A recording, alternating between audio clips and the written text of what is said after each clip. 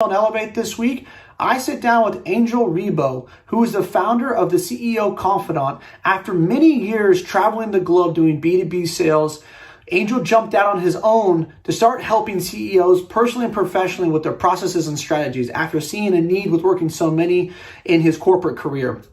He is also the founder of Wisdom for Kids, which is a charitable foundation that helps underprivileged kids in South America. We had a wide-ranging conversation. Angel is very passionate about helping businesses. Small to medium is his particular niche where he really helps those CEOs elevate themselves and their company to the next level. So I hope you enjoy this conversation.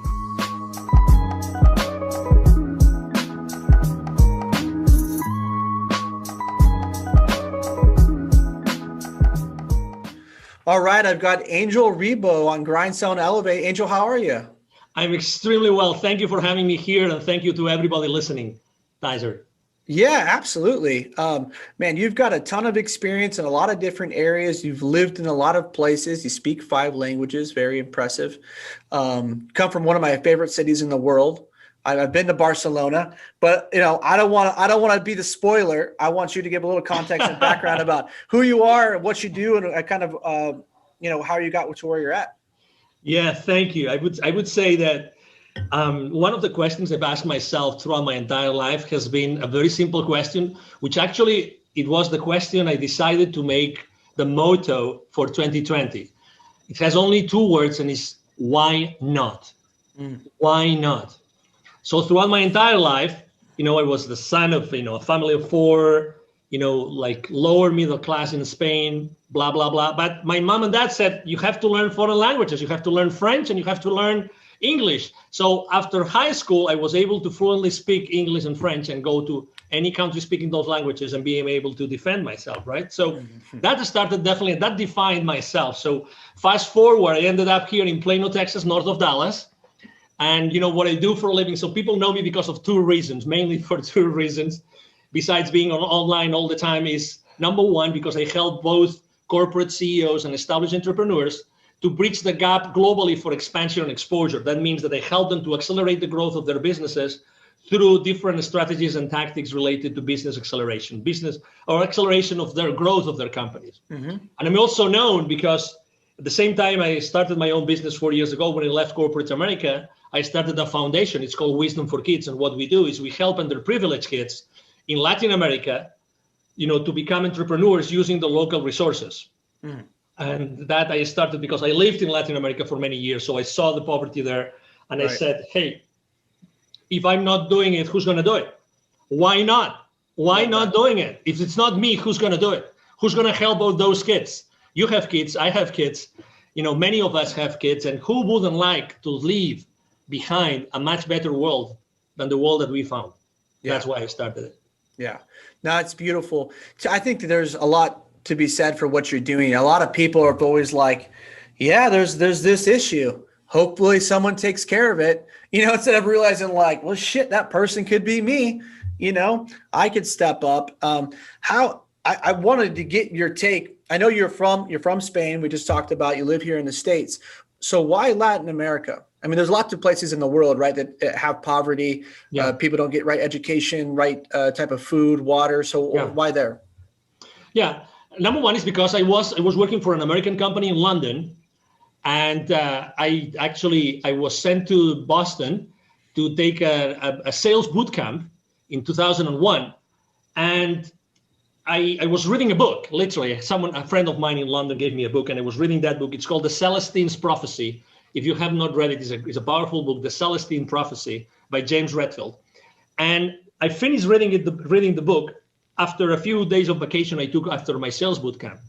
And at that time, I was in Latin America in vacation after that sales boot camp. And I said, oh my God, there must be a reason why this amazing, beautiful book that I've enjoyed so much to read, I'm reading it in Latin America. So I think I have to come here. So I went back to London.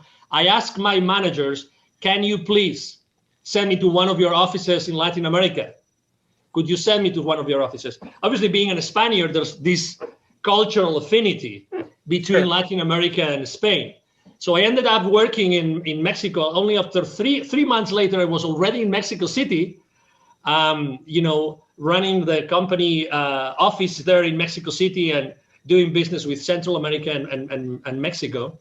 And that was the starting point in which I started to be seeing, encountering, living with poverty around me every single time I was going to visit a client. Every single time I had to serve one of my clients to close a specific deal for the company I was working with, every single time I was going to a manufacturing plant that was in the outskirts of a city or in a rural area. And guess what? Every single time I was parking my car there were people, there were kids saying, hey, could we wash your windshield? Could we keep your car safe? Would you buy some gum from us? Would you buy a bottle of water, whatever that was? So in a matter of minutes, I was like outside those places, meeting with all those people living in poverty, those children living in poverty. And in a few minutes, I was inside a manufacturing plant, talking to the CEO, who was probably one of the most influential person in the area. So I would see this contrast every single time. So I became so sensitive about, how in a matter of minutes or seconds you can be with extremely wealthy and powerful and influential people, and you can be with completely underprivileged, no drinking water, no basic needs fulfilled kind of children. And that's why when I left corporate America, I said, I have to do something about it. Because if it's not me, who's going to do it? Right. No, it's a wonderful motto. And so what has the foundation been doing to help? Or is there anything that if somebody listened to this and say, hey, yes, I see a need, how can I help or how can I be a part of this? Absolutely. Yeah. You can go to wisdomforkids.today. That's the website, wisdomforkids.today. Basically what we do, and I love to do that, we teach entrepreneurship to kids in a very unconventional way, okay? Because I think that we have to use new ways to inspire children, sure, and to inspire people every time we can. So we actually developed a workshop in which instead of using a whiteboard to teach kids, this is what you have to do, and this is step 1 and 2 and 3. It's a workshop. It took to us almost 2 years to develop it because we have 3 different age groups to make sure that we engage with the kids and the kids engage with us. So we connect with them at an energy level. Like we start the workshop literally dancing. We put a very powerful music and we start dancing. And the kids don't know me, don't know the volunteers, don't know anything about us. But guess what? They are kids. So what do? They start jumping up and down much more than us. They love it. Yeah. And then you see their smiles in their faces. That's who kids are. They might be, living in a I don't know, in a hut, or they actually have to deal with dirt. They don't have drinking water. But when they get to the place where we gather them and we start having this, jumping up and down in a song, they become who they are. They have no masks in the sense that they don't have to pretend to be someone that they are not, because sure, children are genuine. Yeah. We still have not been able to, we still haven't been able to how to say this without using the word screw up their lives, right? As society, right? So they're still genuine. They really want to have, a joyful life. So we connect at that level in the very beginning of a workshop. And from there, we dance, we play games, we sing together, and we even meditate. We use neuro-linguistic programming, very, very, very specifically, because we really want to make a difference. This is the starting point of our journey with the kids, which is making sure that they understand that they are worth much more than what they think, that we help them increase their self-esteem, and that whatever they do in their lives, it's going to be all right. They need this reinforcement that regardless of where they are, regardless of what their status is, regardless if they are being tutored by someone, they are in a foster home, or they don't have a parent, maybe, whatever their situation is, whatever the circumstances, they still have a clean slate in life. They can achieve anything. They can do anything. And that's what we focus on the first stages of our journey for the kids, making sure that they know and they realize that they can do so much more and they can become whoever they want to. Yeah, it's wonderful. I think probably, I mean, it's wonderful that you're doing that for children that are underprivileged, but man, that sounds like most kids need to hear that message. I know it's something I've talked about on the podcast before that I'm really conscientious, and so is my wife, with wanting to make sure that we empower our children, to let them know that there aren't limitations. I actually had a guest on a couple of weeks ago that he specializes in helping salespeople using NLP. So I'm a little bit familiar now. But it seems like it's a super powerful tool. And if you can start to reconstruct or rewire their brains at an early age to see that there's no limitation, because so many, as you know, and I'm sure that's some of the things you probably help CEOs with, even people that are at the highest levels of business, they still have self-limiting beliefs. Oh, absolutely. Right. Yeah. Yeah. We all have limiting beliefs. It's just the nature of the beast, right? That's who we are. And then if you follow, I mean, you are blessed enough. I still remember a conversation on a podcast, an interview, that someone asked me, so what would you recommend this specific CEO? And they gave me a specific example, right? And I said, having kids as soon as possible. That was my answer.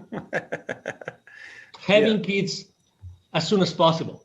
Because when you have kids and you really devote time to your kids, you are completely into a different position. You are completely into a different mindset, right?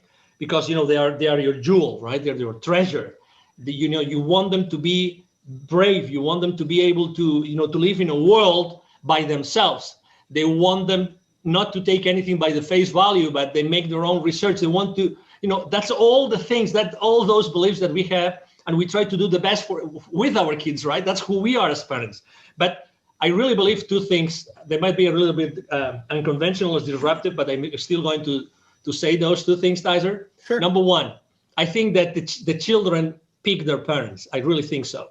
Okay. I think that kids pick their parents. And second, I think that also the parents have to learn a lot of lessons from the kids that we have. Yep.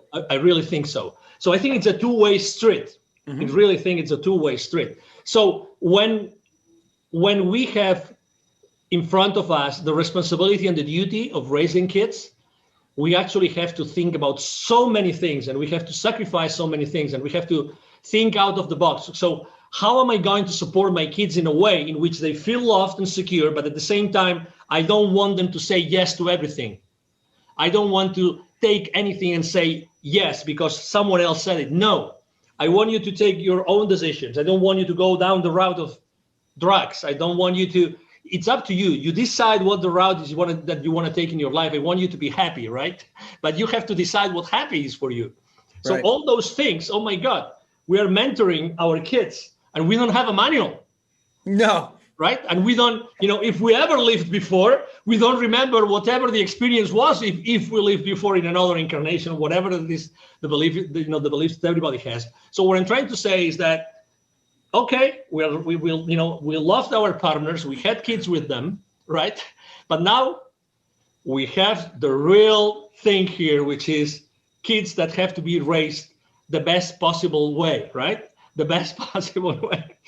So I believe that this is just an example of very obvious, and that's why it's so important to really live close by. And that's one of the reasons I left corporate America, to make sure that I was with my kids and I was able to spend a lot of time with my kids and learn from them, really literally learn from them, and not tell them that you have to do this and this and this, but, learn from them and being able to just live the life with them, just be on every single circumstance that life brings to us to learn together. That's what we have to do. And right now, as you know, this year has been extremely challenging for the families as a whole, right? For the kids and going back to school and all these things, have been complicated, but still, we are there to be their example. We are there to lead them. That's why it's so important. Yes, so to your question, absolutely, we all have limiting beliefs, no matter where we are. And you don't know the circumstances behind a CEO being a CEO of a large corporation. You don't know how he reached that place or she reached that place, right? We don't know how they did it. Obviously, they all have limiting beliefs. And most of them actually, obviously, they look for help and they will look for an outside pair of eyes that can help them in their journey, whatever their journey is. Right. And so that's where you come in as the CEO Confidant, right? To try to help to reconstruct, help them to grow their business, grow their skill set, grow their minds. So basically, you're a CEO coach. Now, do you see a common? I like this analogy of looking at or the constructs. I just read the book Outliers by Malcolm Gladwell. I'm not sure if you've read that, but fantastic book. And do you see a common thread or theme among CEOs of companies? Is that there's something that the way that they were raised, or that they have, because I think people would be like, man, how do these people get to the top of an organization, right? Like what do they have that I don't, that gets them to the top to run their own, to either one, start their own company, or two, if you work for a big company, to get to the top of the company, someone like a Jack Welch, right? Like, how do you get to run a huge company like that? It's the questions that they ask themselves. It's the questions. I mean, no doubt about it. It's the questions. It's like, how do you, instead of asking what if, it's how do I, or how can we? Okay, so the first thing would be, how do I? How can I do this? How can I do this? Instead of can I do this, is how can I do it? So it's like the why not attitude. It's like, I really, if I really want to provide this product or this service, with this product or this service to a particular audience, how can I do that in a unique way that it just had the idea of serving with, So how do I do it? How can I do it? And be relentless, taking something that I use very, very, very often with my coaching and consulting business, which is take imperfect action now. Take imperfect action now. In the entrepreneurial world, the startup world, there's something called the minimum viable product. So when you launch a business, you try to come up with a specific offer that you're going to be trying to proof test in the market. So these people consistently go to the market with a very, open set of eyes and ears to listen what the people are going to say about their ideas immediately. So they don't wait they start taking action immediately. And they ask, how can I do this? How can I do this? How can I do this? How can I do this? And second, I think that they are much more smart in using the resources. Okay, we have been brought up, and that's something I'm fighting for with my own kids' education, which is collaboration. Collaboration. In the again, as much as we can serve, and we want to serve humanity, right, through our shows and through our interviews and everything, I think that we are raised to be competitive. We are raised with a mindset of scarcity, to be honest, with all due respect to everybody. Sure. Okay. With a mindset of, for me to have, I actually have to subtract or have to steal or have to take away from someone else. And I think this is wrong. I see the world, and I think that CEOs see the world as as an arena in which the wealth is there. The wealth is in that arena. The thing is, how can I use all my resources? How can I use all my connections, all my business partners, all my business acquaintances, or even personal acquaintances to start a specific business? So they see the world in a different way. They see the world that they have a lot of resources available, and they keep on looking and reaching out to those resources to build up value for what they offer to the market. That's why, summarizing in two questions, right, is how do I do that instead of can I? How do I do that, and who can help me do this? How can I go from where I am today to where I want to go? And let me give you an example. Sure. I was having a conversation with the director of the business accelerator of the Babson College. Babson College is one of the top universities in the country. They rank number one.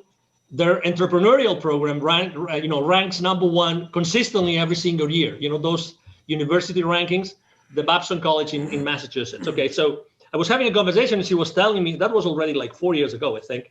And she was telling me, right now, with 10, 15 grand, you can set up the foundation of a very strong, even global startup that will change the world forever.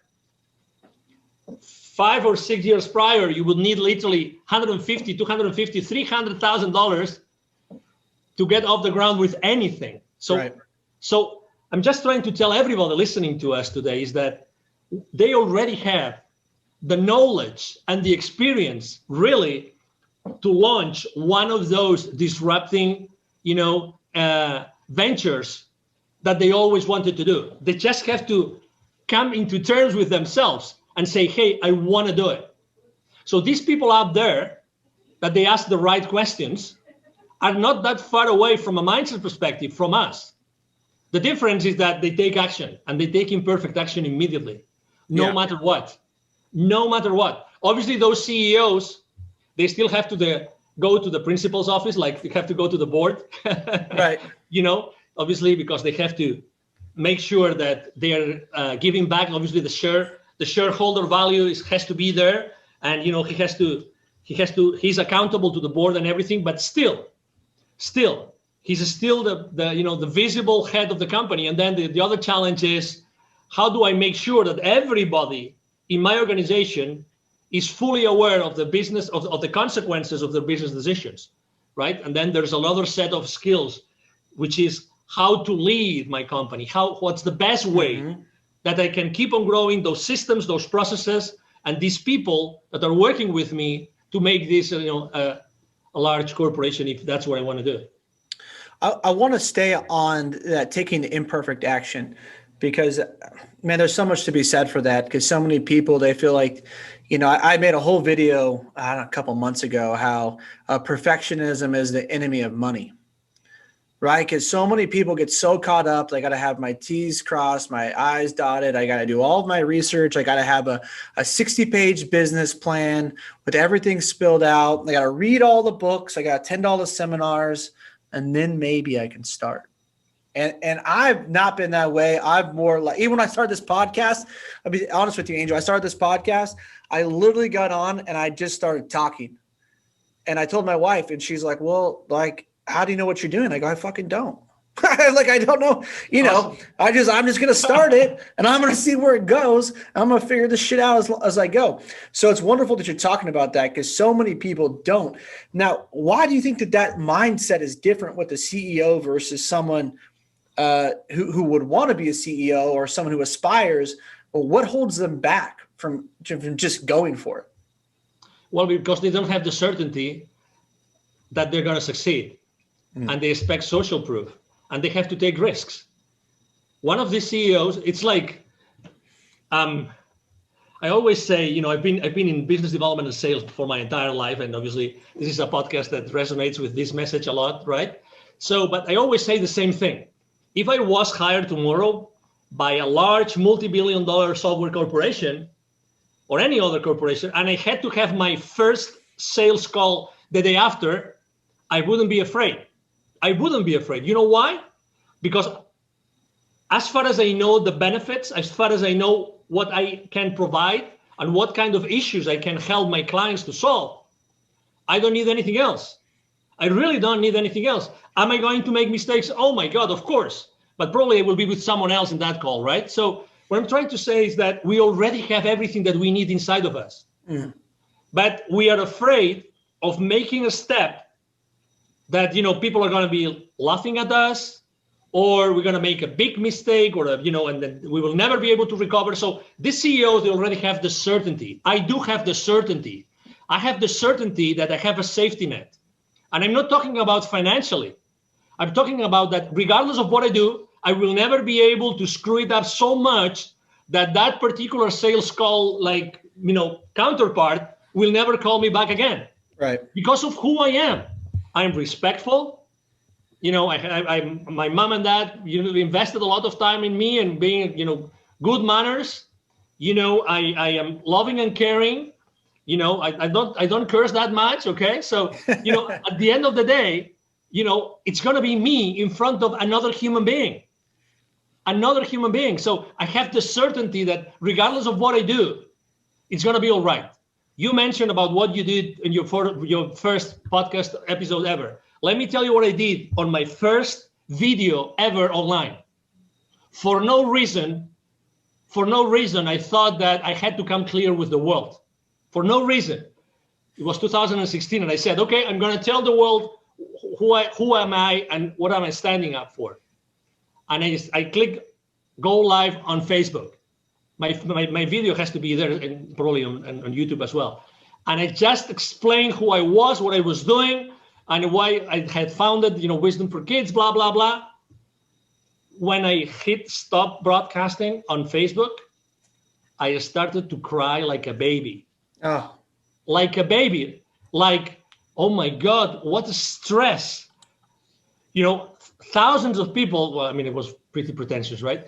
Thousands of people are going to watch this video. It's out there. Anybody can see, and they will see this crazy guy out of the blue saying all those things that made no sense because it was my first video ever.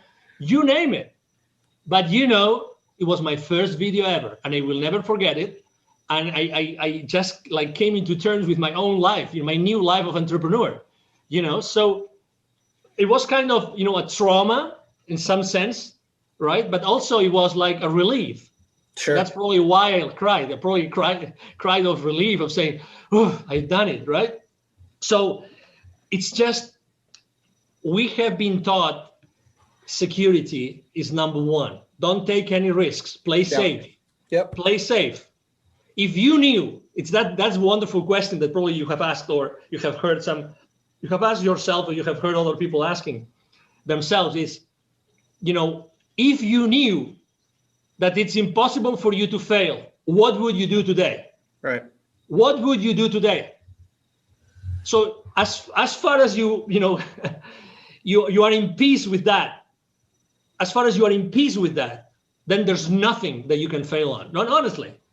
No, I totally agree. I'm going to read this to you. I haven't done this before, but I called one of my friends called me last night, and he's about 10 years younger than me. Awesome. And we were chatting, and I sent him this, he's doing financially, he's doing very well. He's got 6 figures in cash saved. He's killing at his job. And he called me, he goes, hey, my dad told me this, my friends are telling me this. And, I feel like I'm not doing well enough. And, this is kind of where I'm at. And so I texted him this morning. I said, hey, I'm super proud of you. Incredible. You've saved X amount. Know whatever decision you make with anything in life, it's never wrong. This is only an experience. Exactly. That was my message to him. I think a lot of people need to hear that like, you can't fuck it up. No, you can't. You know what I mean? No. So like the idea you have, execute. Exactly. Go. Just do it. See what happens. If it doesn't work out, at least you know. Absolutely. Right? At least you know. And I'm having chills. As you're saying it, I'm having chills. Because you know what happened? I did even worse. After shooting my first video ever on YouTube, on Facebook, you know what I did? I took the link and I emailed all my contact list. That's wonderful. Love it. Two things happened. Number one, obviously I had the statistics, who opened, who didn't open. I don't remember the statistics now, but I will never forget this answer. Never forget this answer. Someone sent me an email saying, that's the most stupid video I've ever seen. That's the most stupid video I've ever seen. That was probably the first lesson ever. I had a budget. I was dealing with budgets on marketing, but that was probably a very interesting marketing lesson for me. Right? Because I said, oh, wonderful. I'm doing something good. If someone is telling me that that's the most stupid video you've ever received. Right? Actually, I think I kept that email but again, so what? Obviously, if I was judgmental, I would have answered to him, have you ever shot a video yourself? Can you please show me how many times have you done this? How do you feel? Why did you do it? What was the outcome? The second thing that happened to me is that the tool I was using to send emails, unfortunately, they blocked me forever. So I actually had to change, this online marketing, tools that you use, that you follow a certain path, certain, techniques to send the email. So I sent too many emails. So actually I was blocked for life on that platform, but that's okay. Those were like 2 or 3 lessons learned, and I exposed myself. But at the end of the day, I'm still alive, Tyzer. Right. I'm alive. I'm alive. It's like I'm a real person. You're right. Exactly. I have survived. And that's 4 or 5 years ago. And my kids have grown, and they're all healthy, and they're all in sanity. They're living in sanity still, regardless of what's going on out in the world. So we're here. Yeah. And that experience obviously taught me. Had I not taken that risk, I would have never felt what I felt at that point in time. And I guarantee you, I will never forget those feelings of receiving that email or of saying, stop broadcast on Facebook, ever. Well, and I think the biggest lesson of you receiving that email is that life went on. Uh-huh. You know, nothing happened. Exactly. So what? I mean, what's the worst thing? That you, I don't know, that you go and you shoot a video live and there's 10,000 people watching and you say something that you shouldn't have said. Why not? Who's telling you that maybe there were 5 people that they have to hear that specific statement? Is that you? It's the same as you with your podcast. How do you know that that thing that someone said or you said on that podcast show that day did not change someone's life forever? Yeah. How did you know? That's what you do every single day, Tyzer. You change, you transform people's lives every single day by what you say and what your guests say. And that's the beauty of it. You know, let's do it. Let's do it. Yeah, I've enjoyed that. I love getting the feedback on social media. You know, people, hey, I really took a lot away from this podcast, or this was really meaningful to me. And that always means the world to me. You know, that's why I don't run ads or anything like that on the podcast, because it's about really just serving and giving back. And the whole intention of me starting this was like, hey, my first year out of college, like you, I came from a lower middle class family. I made $34,000 my first year out of college, and I was living in San Diego at the time, which is beautiful, but not cheap, right? And so I would take home I'll never forget this. My first paycheck was for 2 weeks was $750. That's just how much I made. My rent was $600. So I'd have about $70, $75 to get me through the next 2 weeks. And it was fucking hard. But, you know, developing my skills, going all in on myself, taking risk, you know, making some moves, things like that. And then once I got to a point where I had, you know, started making really good money, I was in, and I, you know, got the accolades and that type of stuff. I said, well, how can I start to give back to other salespeople? You know, how can I make a difference in other people's lives? And I feel like you and I both have that kind of that common mission together. And I wanted to ask you a question, because I picked up on something through reading about you and even in this conversation. How much of your spirituality plays into what you do and how you help people? Well, that's a great question. Number one, I think that you probably heard that when I was explaining it. Just to give you an example, when we were thinking about what's the best workshop we can give, what's the best content for a 2-hour workshop for kids that we might not see again ever in our lives, meditation had to play a role. Meditation had to play a role. So we actually, inside those 2 hours, we have a 20-minute meditation. And that's the most powerful part of the entire 2-hour workshop, is the 20-minute meditation. It's a 20-minute meditation. So that's answering your question. So spirituality plays a key role, because I think that the answers to everything that we want to do or we think we can do is inside of us. And I think that we have to, or that has helped me a lot. You know, it's like explore the interior, go inside yourself. Right. So I started in this journey actually reading that book that I told you before, The Celestine Prophecy. I think it's a great book to start for anybody to start in spirituality. So it was then, I mean, I was born in Spain. Everybody in Spain is almost everybody is. Majority of Spaniards are Catholic. I was born Catholic, right? So, I mean, I did everything that a Catholic does up until college. Okay. Prayer hands, yeah. Okay. Up until, you know, confirmation, I mean, you name it, everything. I belong even to a professional movement of Catholics, how to live in the professional world as a Catholic, everything. But then, you know, you started to realize that one thing is what you think is good and what you think you should do for this world. And another thing is what, you know, some institutions, you know, unfortunately, or some people in representing some institutions have done. So what I ended up saying is, okay, so I have been blessed of being exposed to Catholicism and to learning all this, and that gave me a path that helped me to go for the first years in my life. I will never forget who I am. I will never forget all these teachings, but I have to open myself as I am opening to other geographies, I'm opening to other CEOs, other companies, other countries, other continents, I have to open to other avenues of knowledge. And that's how I started to, go inside other ways of thinking from a spiritual perspective. So spirituality plays a very important role in my life, very important role. I believe that, it's like sales, we haven't talked about this, but I see myself like sales have a very, literally sales have a very important ingredient, very important spiritual ingredient and an energy related ingredient. I always say that sales is just an exchange of energy.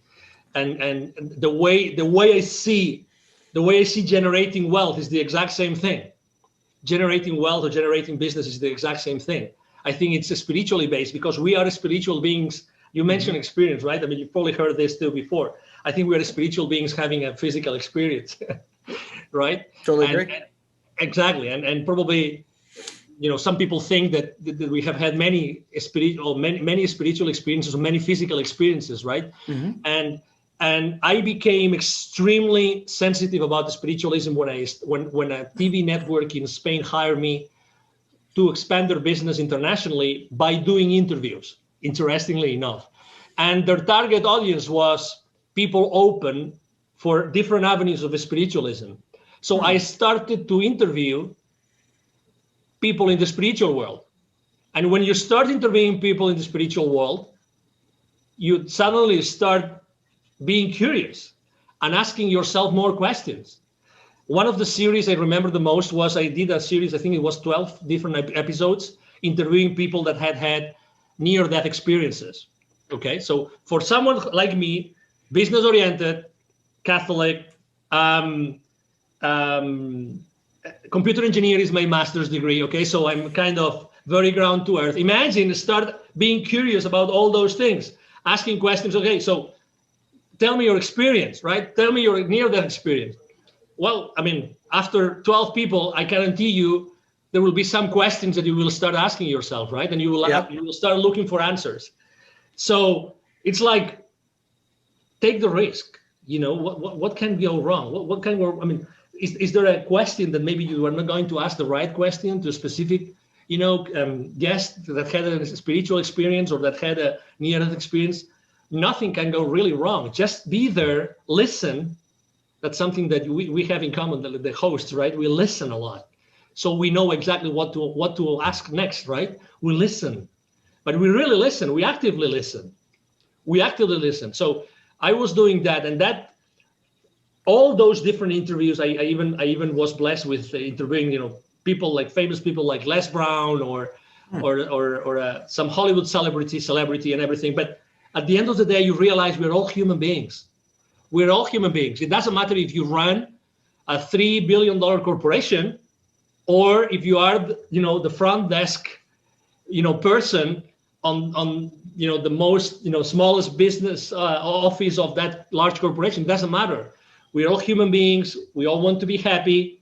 We all want to raise a family or build some wealth. At the end of the day, we all want the same thing. We're not so different. Yeah, no, I totally agree. And it's great you put it in perspective like that. And what a wonderful experience that must have been, getting to interview all those people. That's fascinating. I grew up Catholic as well, Irish Catholic. And so, but my mom's a Reiki master. And she was someone I grew up watching meditate every day. And so I first got exposed to reincarnation and whatnot when I was, 14, 15, started, going and listening to mediums. So I was always been super open-minded, and I love that about my mom was just like, hey, take what you like and leave the rest. Right. That's what you just have to find your own truth and let it resonate within you. But the most important part, doesn't matter what you believe in, as long as you know why you believe in it. And you're open-minded to other people having their own experience, even if it's different from yours. Now that's one of the things I wanted to ask you. So when you're working with the CEOs and you're helping them find maybe some problems within their business or reconstruct their business, do you ever suggest to them, hey, you seem a little stressed out, seem like you got a lot on your plate. Have you ever tried meditating?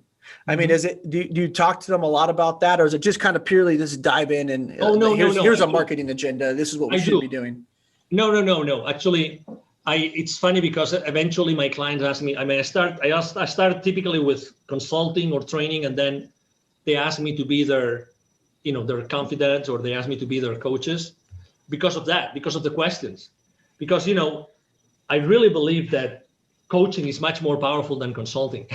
Yeah. I can share my teachings. I can put my eyes. I can try to analyze on their behalf, or helping develop business in a particular new geography, expand their business internationally in some place. But at the end of the day, what really helps me, what really moves the needle for them, is that they embrace those teachings, they embrace those lessons, and they become part of their daily life. Okay, so are they open? Do I suggest that to them? Of course I do. I ask them what they do. Maybe some of them, they do paragliding, or some of them do, so sure. Obviously everybody has been raised, going back to education. That's why kids are continuously in my life. Like, regardless of what I am, kids are continuously present, because what was that person exposed to? Again, don't be judgmental. Just try to understand people. That's why I think spiritualism helps us understand people, without prejudices. Right. Any sort of prejudices, help them, or helps me understand them. When they feel understood, then they open to other possibilities. Yeah. But you have to reach that point. So, I think that CEOs more and more are open to do other things they haven't done before, but they have to see the value. Once they see the value and they see the results, typically their CEOs are very results oriented for obvious reasons, right? Very specific, very clear on what they want to measure, right? So that they can manage properly. Yes, they are open, and more they are open to do that. And well, we are more and more isolated than ever before. 12 months ago, we would meet with many more people, much more often. Right now, unfortunately, there's things that we cannot do so much, and things that unfortunately we have to abide by, and so social interaction becomes more and more needed. I would say social interaction becomes more needed among everybody in the corporate world. Yeah. And I really want to hone in on a point that you made, because I think a lot of people might have missed it. But talking about, CEOs are, results, target, goal oriented, right? But you can't ever get to your results, your target, or your goal, whatever you want to call it, unless you have the right habits instilled. And you talked about, what I got from that was the process. And it's making sure that once you have the right habits in place, it'll facilitate the right results. And a lot of people don't take account of their habits, and then they don't get the right results. And so sometimes they may need that 20-minute break of meditation. And I think that's even with children, it's getting them to have to, at a young age, start to be conditioned with the right habits, with the right mindset. And then it opens them up to all kinds of possibilities. And so I just kind of wanted to go back to that. And is that something that you work on a lot with them, is how to structure a day, routine, habits to build strength upon? I think that's a great question. I would say that people that have reached that level, they already have developed very strong habits, very strong habits. The space that spirituality covers in their lives might be covered by something else. But still, to your point, yes. Obviously, building additional habits takes time. What I typically do is, I think that besides the habits, I don't think that's the main blind spot I see in companies, more than the habits of the CEOs, is more, are they measuring the right things? Are they measuring the right things? And are their employees, their teams, everybody, not only the ones that report directly to them, not only the leadership team in the companies, but everybody, are they really aligned to what he stands for? Yeah. That's the most important thing. Because at the end of the day, as a person, as an individual, as a CEO, that's how much you can do, right? You are one person. So you have to rely on something, and you have to put in place something. So that's why I think that obviously I help entrepreneurs, or I help like startup CEOs to go to the next level, changing habits. But once you reach certain point, I help them to manage some conflicts which arise in their families, in their, personal lives, etc. But typically I find blind spots more on how to deal with the rest of the company, with their teams, but all their teams. It doesn't matter if it's a 20 employee company or if it's a 5,000 employee company. It doesn't matter. The thing is, how do we all together, we start doing this and we start delivering value to our clients consistently? That's the point that we miss consistently, as very often. That's why, again, going back to the kids, how many classes, how many periods do your kids have on collaboration? You tell me. How many? Yeah, zero. Collaboration. Collaboration, just in collaboration. Maybe a little bit in PE. That's about it, Exactly. Yeah. Exactly. And you are a coach, right? So you understand the power of synergy, you understand the power of passion, of enthusiasm, of having a manager. How important is a manager to your team? Yeah, no, it's really important. I mean, it's like he might not be, right, or she might not be maybe, making or throwing the balls, right? But he or she, they are very, very important for the rest of the team. So there's we cannot just rely on a very small group of people, not just on the leadership team. The thing is, how do we make that every single person in the organization fully aware of the consequences, of the impact of their business decisions? And that's typically what I work the most. Helping the business leaders understand and impact that side of their business. Let's make sure that your entire organization is mostly aligned to what needs to be done. Right. To eventually provide the shareholder value that your shareholders want, because they invested in you, right?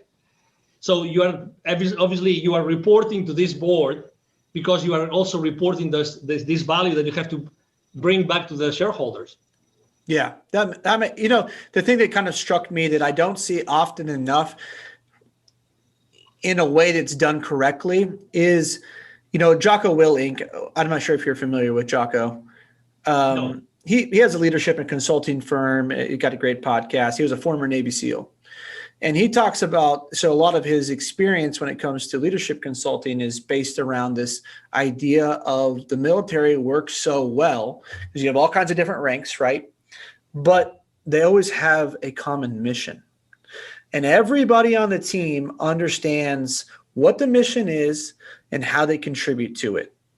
And so often, like corporations and companies, it doesn't matter the size, just don't fucking get that. They may have some fluffy mission statement out there that 80% of their fucking employees don't even know. But I think that if they really honed in and had a viable mission statement that people knew and people could buy into, and that they could all get on the same page, understand how they're contributing to the mission. It sounds to me that's kind of like what you do. You make the mission evident to people, right, across the entire organization. Let me tell you something. Not only they have these fancy missions in the main, meeting room or, the front desk, the hallway, whatever, they make their employees to learn it. Yeah, I know. Yeah. They make their employees to learn it. And sometimes, or unfortunately very often, it's so difficult to learn it. It's so difficult to learn it just because the wording, just because of the message, so I really believe that the number one goal of a mission is that it's engaging for the employees, because they are the ones who are going to be delivering the value to the suppliers, the vendors, the business partners and the clients, right? So if a mission is so complicated that people have to memorize it, it's a wrong mission. Oh my God. I remember, I will never forget that company. The mission was so complicated with so many terms, none of the terms was obvious, was evident, was so difficult to learn. And you still, just saying it, just putting it on the first slide of your corporate presentation to your clients, and then the clients would say, "Oh my God, so many these super duper words, fancy, trendy words, Okay, so how does that 30,000 feet mission help us to have a better business? Right. No client asked me that ever. No potential client asked me that ever. But to be honest, I don't know what I would have answered, to be honest. So that's maybe just a piece of advice. Whenever you drive the process of crafting a nice, a mission statement, please make sure that your employees have a lot to say and they really feel comfortable and it's easy to memorize. Because if it's easy to memorize, it means that they will be continuously focusing on that mission when dealing with anybody else outside the corporation, not only inside.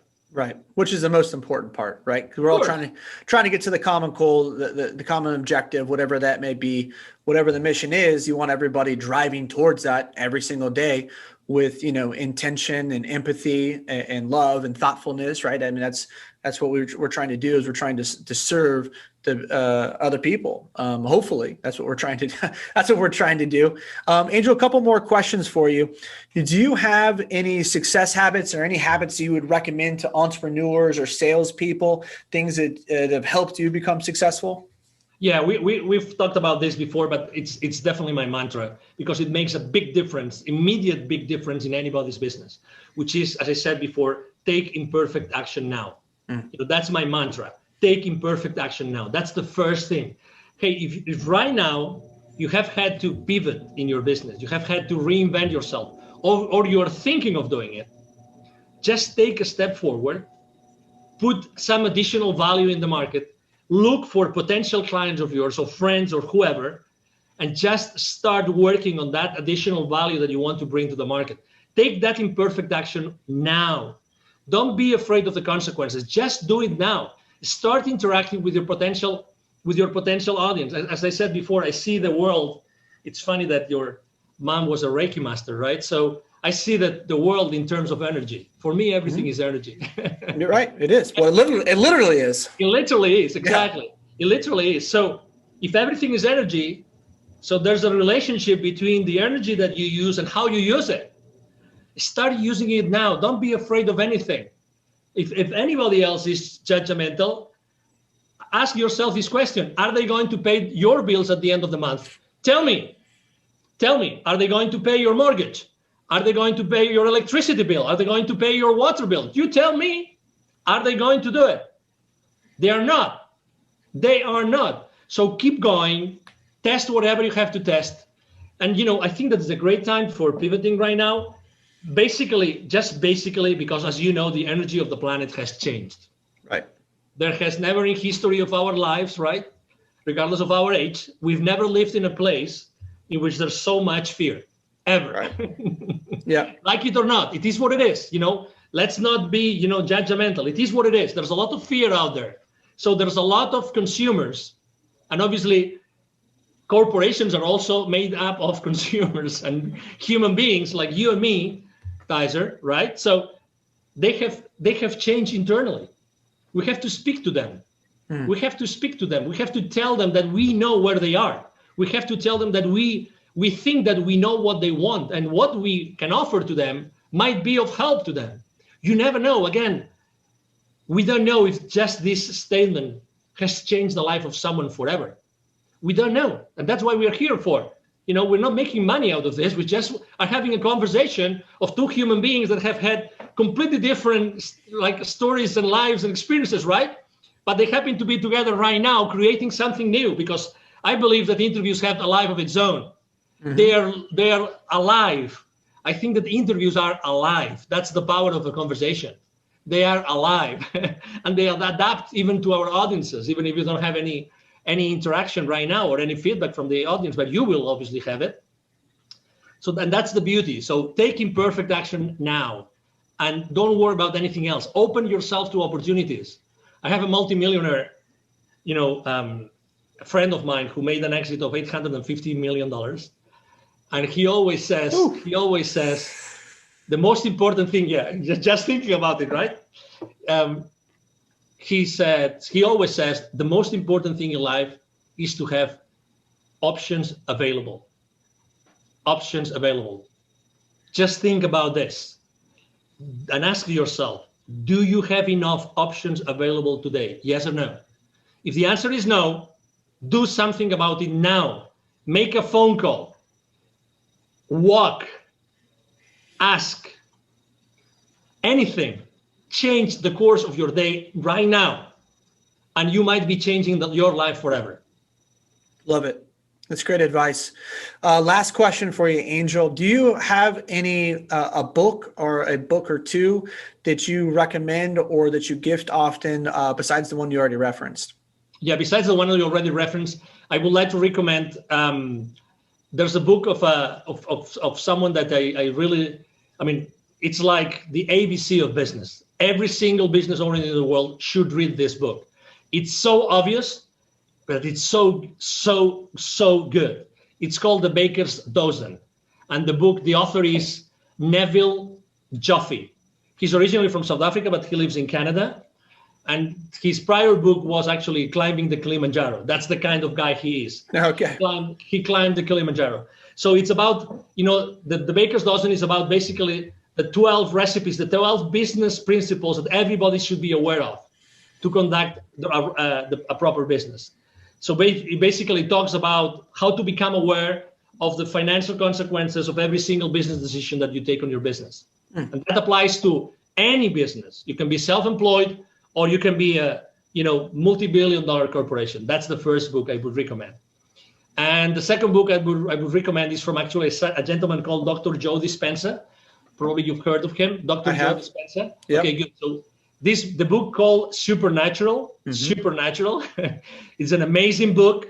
I mean, you can get it also on audiobook. Supernatural by Dr. Joe Dispenza. I think that he brings a lot of light about, who we really are, what are limiting beliefs, and the importance of breaking the habit of being yourself. And I think it explains it great. It's a great book. It's a great read. It takes a while, but it's like so eye-opening. So eye-opening. I've been blessed of even attending some of his courses. Oh wow. And events. And what you're going to learn on that book, it's gonna blow your mind away, and it's gonna help you in your life to understand better who we are as human beings. Good. Wonderful recommendations. I haven't read the first one. I'm familiar with Supernatural. It's my wife actually, she was doing her a yoga certification a couple years ago, and it was part of her class reading. And so she knows I'm into spiritual books, so I end up picking it up. And I've seen many of his interviews on Aubrey Marcus, and I don't know if he's been on Rogan, but he's done the podcast tour, so you can find a lot of his content out there. It's phenomenal.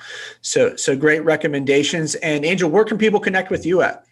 Yeah, thank you. The easiest way is to go and send me an email. I respond to 100% of my emails. So it's very easy. The email address is angel, as in heaven, angel, at angelribo.com. Angel Ribo, Ribo spelled like R-I-B as in boy, O. Angel at angelribo.com. And I'm online, very active online. I also respond to every single message online. I'm very active on LinkedIn. I post every single day, both business related and human potential related. So you can find me there, and it will be a pleasure to, if you want to interact with my content, it will be a blessing. Again, I always respond to everything.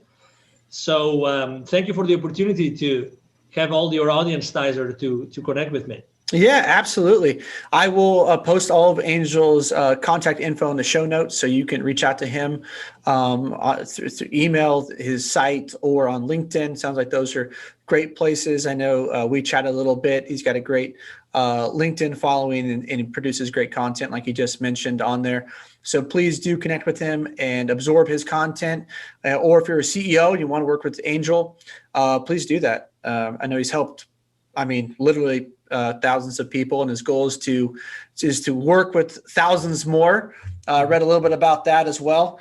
So some big missions ahead, and I love what you're doing for children. That's something, that mantra this year, save the children, all the stuff that's been happening to them around the world, just in general, that's been exposed.